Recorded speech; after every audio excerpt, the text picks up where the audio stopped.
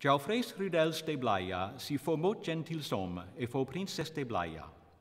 Et enamoret-se de la comtessa de Tripoli, ses feser, per lo bon qu'elle nausi dire als pelerins que venguen d'Antioca.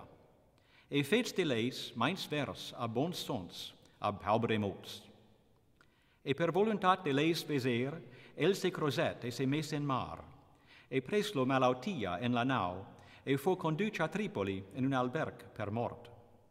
Et fu fait saber a la comtessa, et ella venca d'el al son leit, et pres-lo entre sus bras.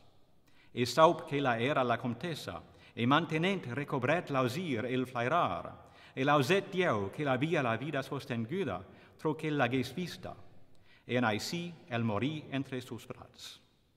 Et ella lo fet a gran honor sepelir en la mayon del temple, et pues en aquel dia ella se rendet murga per la dolor que la nac de la mort de lui.